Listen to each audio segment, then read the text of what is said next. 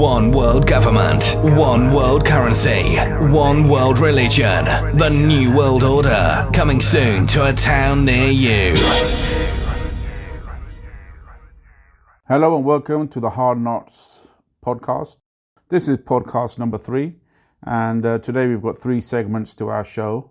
You can follow us on internet radio and an edited version on YouTube.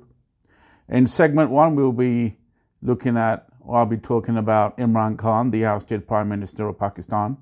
In segment 2, I'll be looking at Jordan Peterson.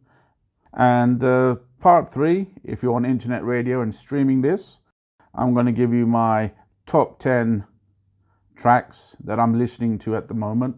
Not in any particular order, but just what I'm listening to at the moment, which I would like to share with you. And talk about a little bit, maybe about a bit about music. We're not always serious on this podcast. We do have a life outside of politics and theology and religion. So let's get this underway. And the first segment on this, I'm going to turn to Imran Khan, which I feel is slightly more important than a reply to Jordan Peterson. Imran Khan, the ousted Prime Minister of Pakistan and the PTI leader. Now, we know that his removal from office and government was a part of the USA-backed coup, with many traitors and those committing treason against Pakistan involved in removing Imran Khan, the elected head of state. We know who these people are: the Pakistan Army, Chief of Staff Bajwa, and all the other members of the corrupt parties in operation in Pakistan. This will include the Pakistan People's Party, Pakistan Muslim League Nawaz, MQM. These are just a few of the paid prostitutes of the Pakistani political system. And those from looking from afar and those who are living within, like myself, a foreign body in a foreign land, we can clearly see that Pakistan is fast heading for a civil war, as planned by those leading the globalization one world government, alongside the banking cartels, alongside technological companies and individuals who are in advanced plans to murder and reduce the populace of the world in their various tactics of artificial intelligence, spiked medicines and treatments, polio vaccinations laced with sterilization properties, and so on and so forth.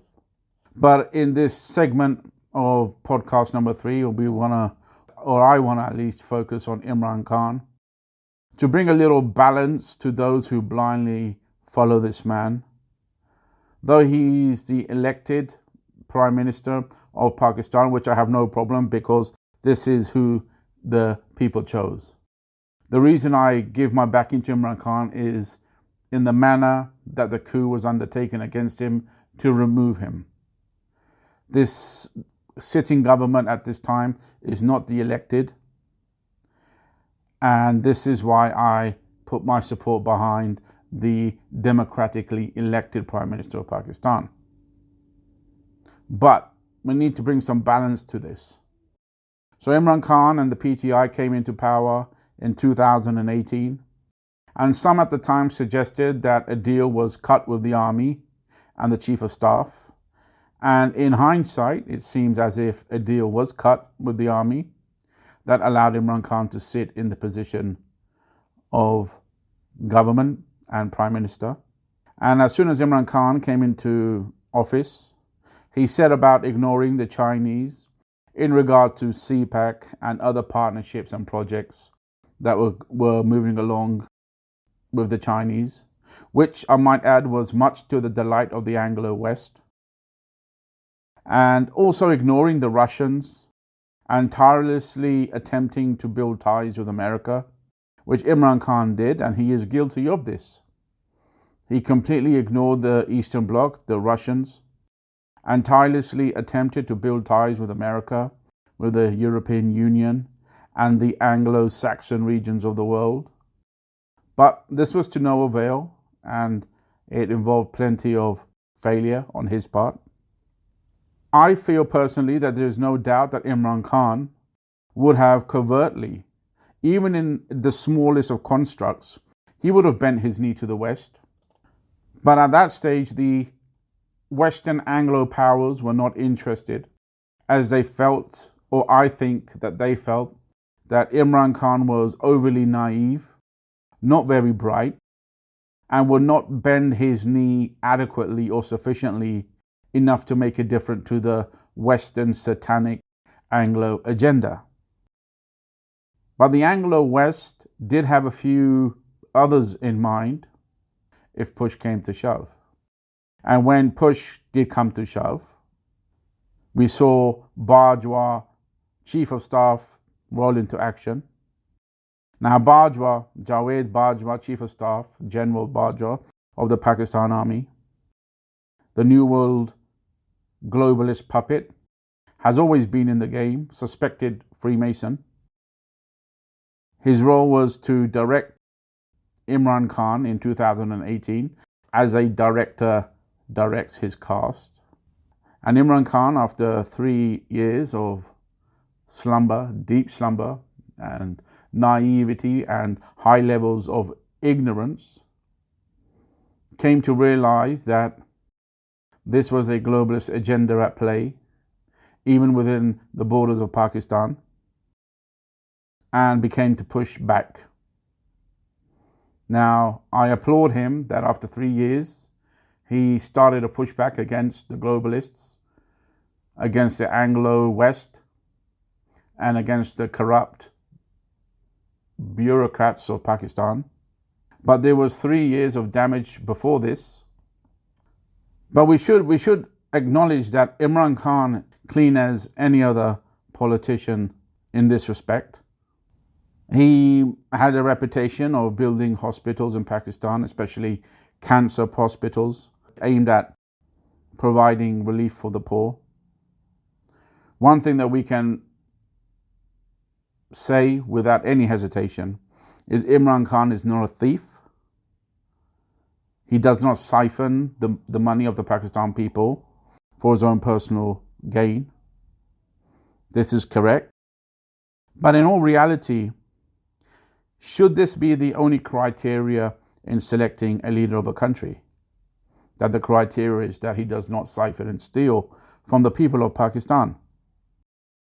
Many viewed Imran Khan as a safe bet against corruption and the corrupted bureaucracy and red tape, simply because his ex-wife Jemima Goldsmith, the heiress to the multi-billion-pound fortune of the late James Goldsmith, which effectively removed Imran Khan from suspicion. We must understand, as I carry on with this podcast, that the people of Pakistan are tired and a weary, almost spent society. And the criteria of retaining the country's funds safe and secure, keeping the lights and the gas functioning at 24 hours a day, was the expected and maximum criteria of any leader that came into office, Imran Khan being no exception to this. High levels of foreign investment was always impossible, as the corrupt bureaucrats of Pakistan, as well as the army and state banks' refusal to permit extraction of funds from within Pakistan. Economic suicide is how I view this, not allowing for free markets or circulation of currency and money. But economic suicide is probably a subject for another day and another time.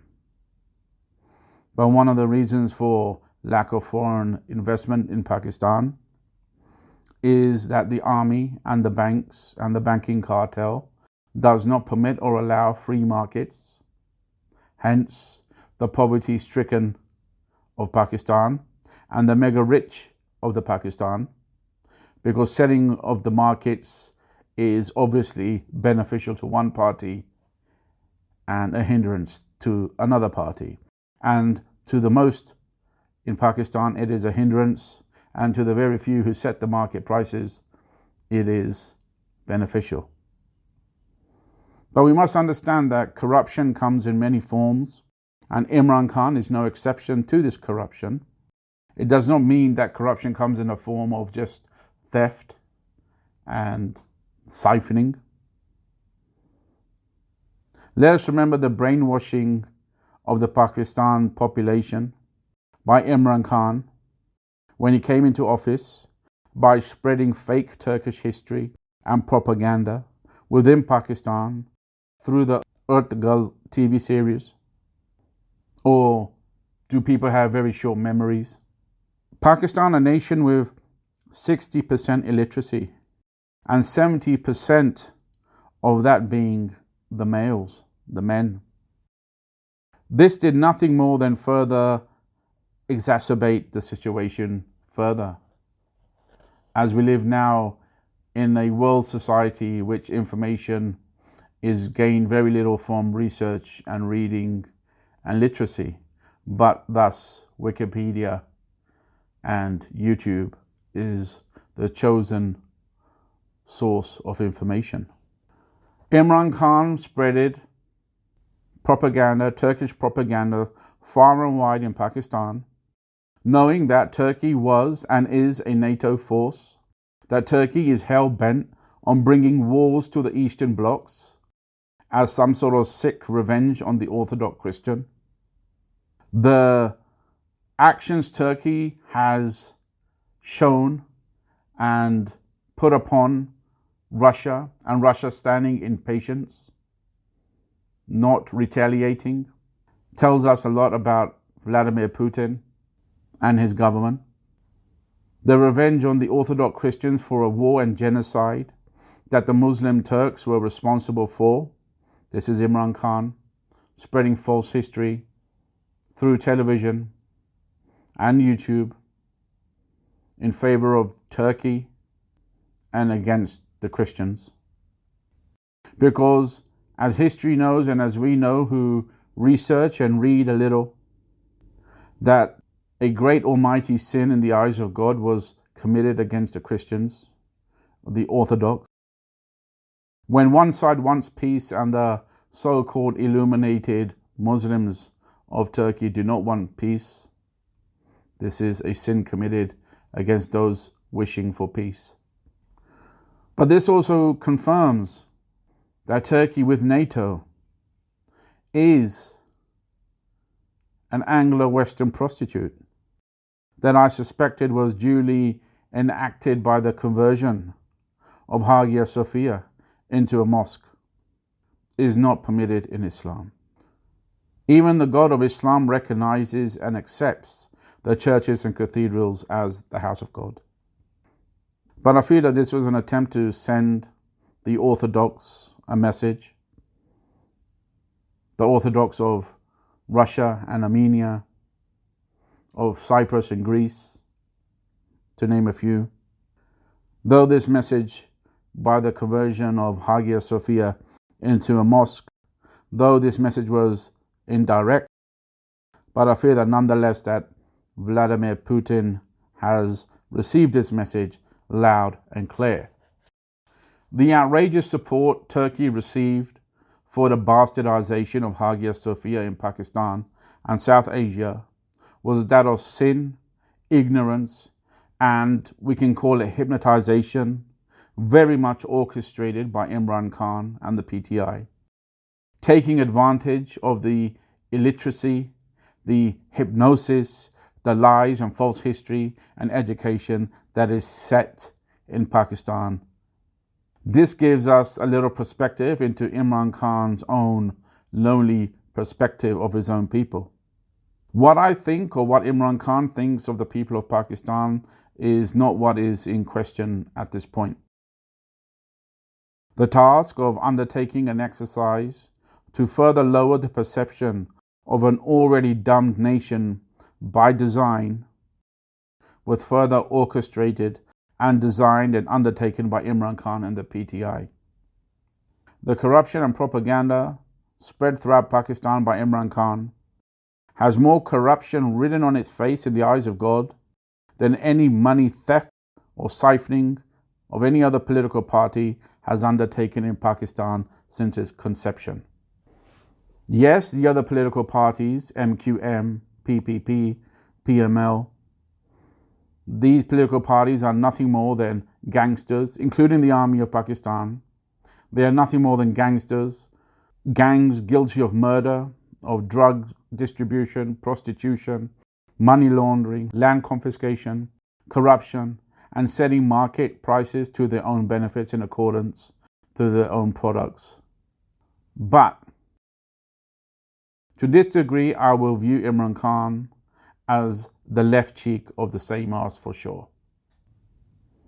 Now let's move on to another part of Imran Khan. And what we are talking about here is Sufism.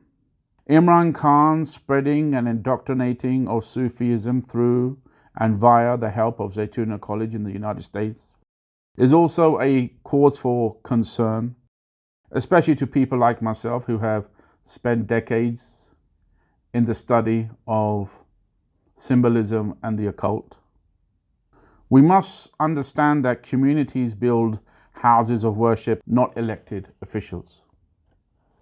This is why we call it community. That it is those who live within the community, whether they are Sufi, Shia, Sunni, etc., that the place of worship and the place of education is built by those communities involved and not by sitting politicians. Now, Sufism in itself, when studied to its root and core, is heavily involved and 90% involved in the search of the missing, the obscure, and the hidden. The search of the hidden is in no way, in any form, authorized by God in any aspect whatsoever, regardless of which wisdom has come down through which person at which given time. If the scholars of Islam had such greatness, then why is the world and the world of Islam indebted to Satan and the banking cartels? I feel that greatness, the word greatness, is spread far and flung far wide without meaning. That already in a culture like Pakistan, a culture, a country, a society that is heavily involved in sin, the occult and dark arts, Imran Khan, this man, is intent on adding further fuel to a fire that is already in its development of damning many to a life of spiritual corruption and exile. Ask a Sufi of his ways and teachings, and it will never come to surface. Because the meaning of occult is to realize that it means to be hidden. This is why the truth never comes to the surface within sectism of any religion. We shall realize that this is a clear road to the occult, which had been or has been pushed further by Imran Khan and the PTI. Occult behavior and occult doctoring. If a community is inclined to search that which is hidden and unseen, then so be it. That's the community and how the community functions. But this is not what elected officials are elected to undertake. The world as it is in its current state, obscurity and uncertainty, and we do not need to further corrupt and hypnotize and take advantage of a dumb, illiterate society that does not know any better, when Imran Khan clearly knows better. The people of Pakistan, I tell you this, the better of two evils is still evil. Unless Imran Khan corrects his wrong in public, then we can give it no mind and forgive. But until this happens, the better of two evils or three evils is still evil. I thank you for listening. And now we move on to segment 2 of our podcast, a message for Jordan Peterson. Be back right after this break.